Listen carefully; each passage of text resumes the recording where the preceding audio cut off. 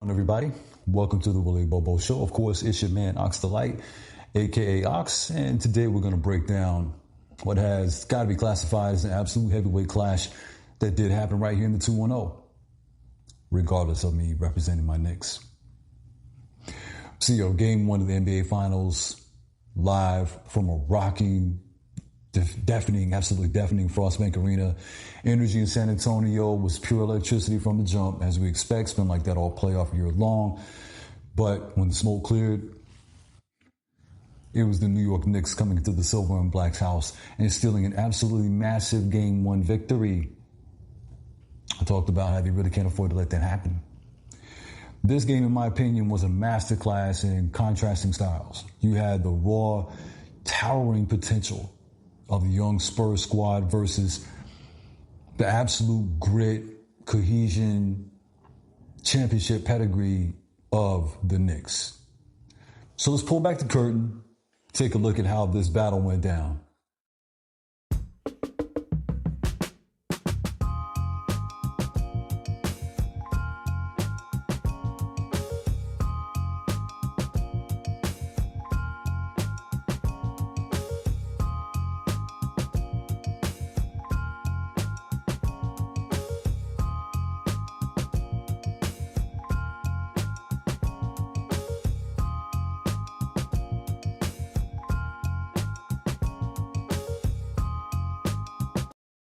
Now, the Spurs came out, like they normally do, like a shot out of a cannon, powered by this incredible home crowd.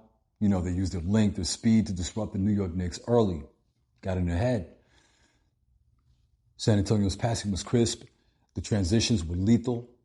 The Spurs took an early first quarter lead, looking every bit the team of the future, ready to claim their present. As I talked about on the previous episode, these guys have the makings to win it all.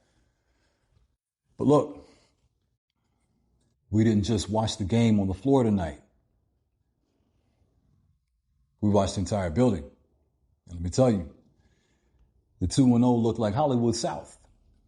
Big up. Because the Frostbank Arena was absolutely dripping with star power from New York royalty, holding down the baseline to Texas icons showing up for the Silver and Black. Now, before the ball even tipped, the tone was set by the incredible Tori Kelly, who stepped to the microphone and absolutely shredded the national anthem. I'm going to hold my tongue. Third verse. And that really did set the entire arena on fire. I'm not going to front. It did. And we knew the New York faithful were going to travel. 37% of that crowd last night in that Frostbank Arena was New York. And they brought heavy artillery from Madison Square Garden to San Antonio. You can't have a Knicks finals game, because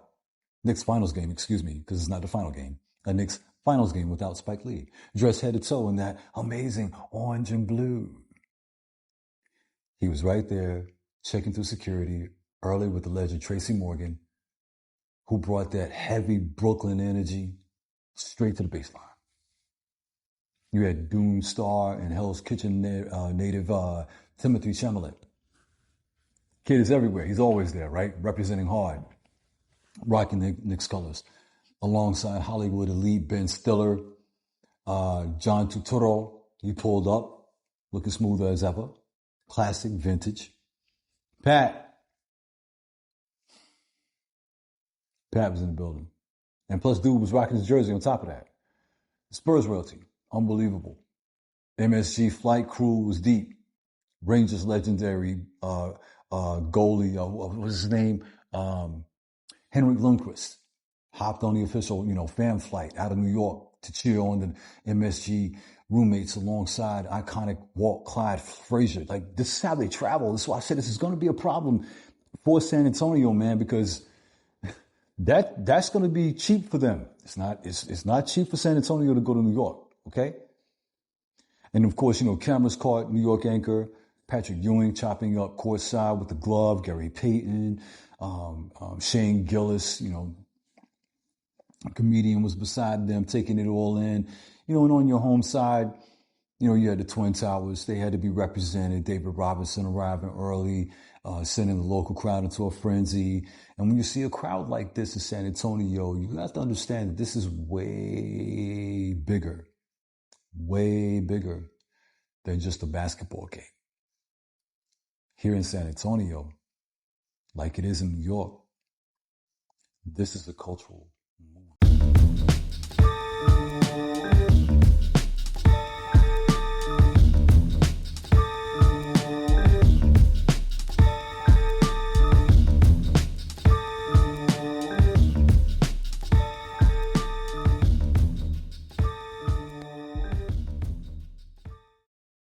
Back to the court. The Spurs were playing, with high octane emotion. But New York learned how to lean entirely on their veteran composure. They anchored down, slowed the game to a muddy, physical, half-court grind, and started chipping away. You cannot talk about this Knicks team without talking about the Nova Boys, right?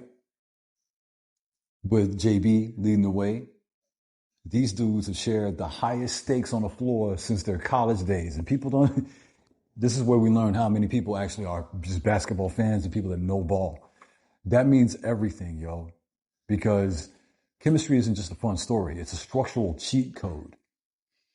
And when the Frostbank Arena last night got super loud and the Spurs went on that 10-0 run in the third quarter, what was it? It was that Nova connection. They stabilized the whole ship. These guys know how to communicate without speaking. That's dangerous for a team. They know exactly where the help is coming from, when to make the extra pass, how to execute, and they know how to do it under pressure.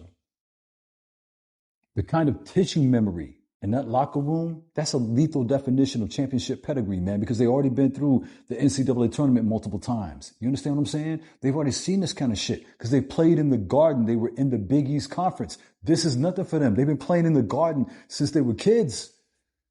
And the biggest testament to that pedigree is Josh Hart. What a better name, right? You're talking about not the tallest, not the longest on the planet. This is a 6'4" guard who completely controlled the boards last night. His rebounding, that wasn't just about extra possessions. That was a psychological defeat. That was psychological warfare. That every time that the Spurs played perfect 23-second defense, here comes this guy out of nowhere. Give me that. Tearing down monster rebound after monster offensive rebound. Reset the clock. That completely broke the Spurs' defensive momentum. It took the air out of the arena. And he finished the night tracking down loose balls like a madman possessed. And last night, to me, he was channeling Starkey Love. He looked like John Starks, anchoring New York's physical identity. Swear he did, because that's how Starks played, right?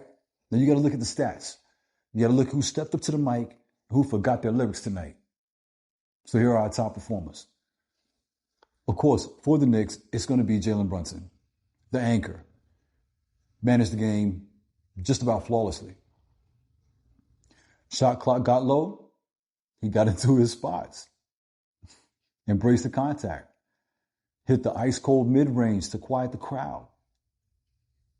Josh Hart, as we just alluded, the engine, double-digit rebounds, relentless hustle plays, and the absolute glue that kept the Knicks' interior defense intact against the Spurs' incredible size. The Spurs core, the vanguard, the youth movement, showed brilliant flashes. Okay, you cannot deny this is a juggernaut in the making. The perimeter shooting was hot early. The interior shot blocking kept the Knicks out of the paint for too long of stretches until Wemby went to the bench. Got to look at who failed and who really needs to show up. For the Knicks, their bench production is pure trash. Pure trash. Starters held the line.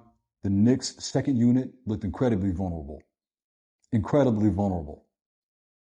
They struggled to score when Brunson rested. That's not good for us, man, because that left nobody else out there. That allowed the Spurs to make furious runs. We cannot allow that to continue to happen. So if New York wants to wrap this series up, the bench has to provide more than just cardio minutes. And I've talked about this, where the Spurs bench goes a lot deeper than the Knicks bench. That shit could be a problem. The Spurs situation was late game execution. Their main failure last night wasn't talent, it was execution down the stretch. In the final 4 minutes, that offense went stagnant. Like hip hop right now, stagnant. Possessions turn into isolation basketball. That does what? That leads to 4 shots, costly turnovers. Victor had way too many again. That young squad learned a brutal lesson 101 tonight. You cannot execute low percentage plays against a top tier defense in June. You might have been able to get away with that shit in December, but this is June. Now, Spurs fans, don't panic. No need. No need. This is a long series, as we know, and Game 1 showed exactly how San Antonio can take control of this matchup. Here's how. First, you got to weaponize the length that you have. Simple. When the Spurs ran their high-low sets, utilize the sheer size advantage, the Knicks had no answer. I've been talking about this the whole time. The Knicks had no answer. San Antonio needs to stop settling for late clock perimeter jump shots. Stop playing this analytical bullshit. Do it the old-fashioned way. It works. Force the ball into the paint. Exploit New York's lack of size with your true elite size. Secondly, clean up the glass. You cannot allow New York's guard, a 6'4" guard, to out-hustle you on the defensive boards. If the Spurs commit to team defense, rebounding, and limit the Knicks to a one-and-done possession, their transition game will unlock, and the Knicks won't be able to keep up with that pace. Once the Spurs get going in that aspect, they're too efficient. Finally, adjust the late game script. Take the ball out of isolation. Trust the system that got you here to the finals. I don't understand this, man. Move the body, move the ball. You got to make the Knicks defense shift. The Knicks drew first blood because they played like a team that's been there before. Again, that cohesion, having been through those NCAA tournaments, this is where I feel college basketball attendance is very big. They proved the firepower. They matched them blow for blow. Coach is going to hit that film room. The young guns are going to learn how to watch and see how they let it slip. And you can bet Game 2 is going to be an absolute war. And that's what we want. Hit that like, hit that subscribe, comment if you'd like to be on the show. And that, for me, is today's breakdown about last night's game. This is your man, Ox the Light. Thank you for tuning into the Willie Bobo Show. I'd like to thank all of my followers out there. I really appreciate your support. To anybody who's new to the show, if you'd like to be on the show and you're doing something positive in your life, you want to come on and you want to talk about it, get at me. Also, guys, make sure you check out my man, Duquan Hicks of the Connect Your Dots Show. He's got a wonderful show this week, man. He really touched on some big-time things, yo. Not just how the analytics are controlling too much in this world when it comes down to it. My man was also breaking down his top 50 New York MCs. I really didn't have much of a bone to pick with it, yo, on the real. So, yo, Ox the Light, make sure you also hit me up if you need some of that Willie wear. I got it out there, man. Check me out at printify.williewear.me.